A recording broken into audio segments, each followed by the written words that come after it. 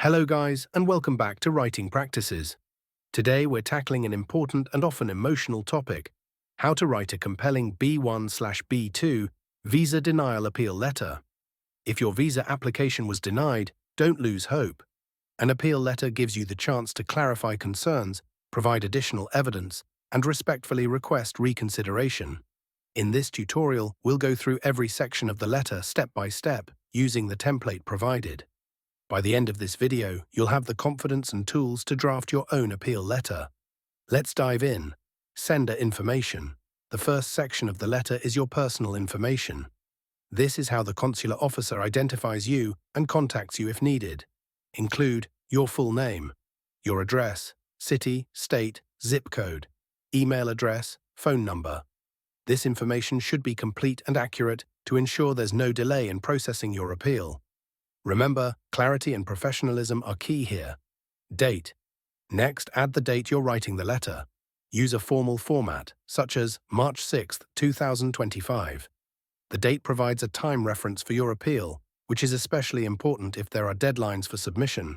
Recipient details. Address your letter to the consular officer at the embassy or consulate where you applied. Include to the consular officer, embassy/consulate name, embassy/consulate address, city, state, zip code.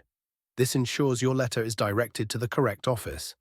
Double-check the details to avoid any errors. Subject line.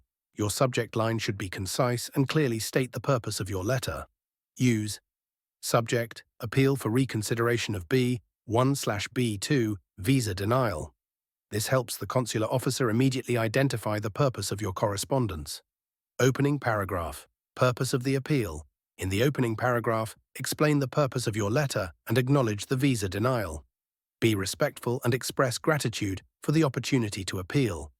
For example, I am writing to respectfully appeal the decision to deny my B1/B2 visa application on date of interview/denial. I deeply appreciate the opportunity to explain and address any concerns that may have influenced the decision. This sets a professional and polite tone for the rest of the letter.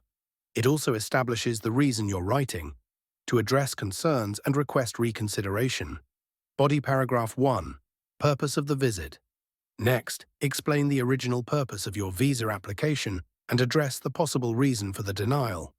For example, the purpose of my application was to state the intended purpose of the visit, such as attend a business meeting, visit family, or attend a conference. I believe the denial may have resulted from mentioned specific reason, if given, such as concerns about ties to my home country or inadequate documentation.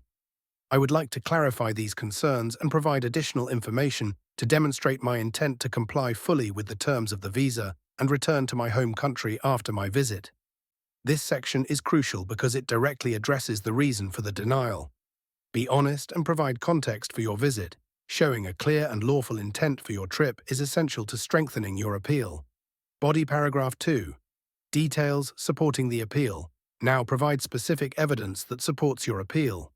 Use the following points: strong ties to home country. Highlight connections like permanent employment, property ownership, or family responsibilities. For example, I have permanent employment at company name, where I hold the position of job title. My responsibilities and commitment to my family in home country further establish my strong ties. Financial stability. Provide proof that you can fund your trip without financial strain. For example, I have attached bank statements demonstrating sufficient funds to cover my travel expenses, as well as a letter confirming sponsorship from sponsor's name, if applicable. Additional documentation. Mention any supporting documents that address concerns raised during the visa interview. For example, I have included an updated invitation letter from contact's name and proof of return arrangements, including my flight itinerary.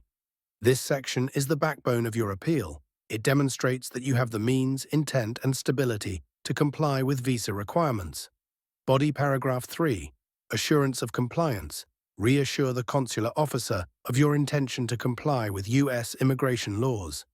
For example, I assure you that I have no intention of overstaying my visa or violating its terms. My sole purpose is restate purpose of visit.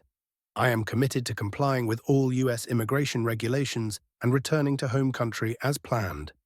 This paragraph reiterates your lawful intent and underscores your respect for the visa process. Closing paragraph, request for reconsideration. In the final body paragraph, express hope for a positive outcome and provide your contact details. For example, thank you for reconsidering my application. I am hopeful for a positive outcome and remain available to provide further clarification or attend another interview should it be necessary. Please feel free to contact me at your phone number or your email address for any additional information. This leaves the door open for further communication and demonstrates your willingness to cooperate. Closing salutation. End the letter professionally with, "Yours sincerely, your full name." Sign off respectfully to leave a positive impression. Attachments. Finally, include a list of attachments to support your appeal. For example, attachments: employment verification letter, bank statements, property documents, invitation letter. Listing your attachments ensures the consular officer knows what evidence you've provided to address their concerns. And that's how you write an effective B1/B2 visa denial appeal letter. Remember, the goal of this letter is to clarify concerns and demonstrate your credibility. By following the template and providing thorough documentation, you can create a compelling appeal. If this tutorial was helpful, don't forget to like, share, and subscribe to Writing Practices. Let me know in the comments if there's another topic you'd like me to cover. Thanks for watching, and I'll see you in the next video.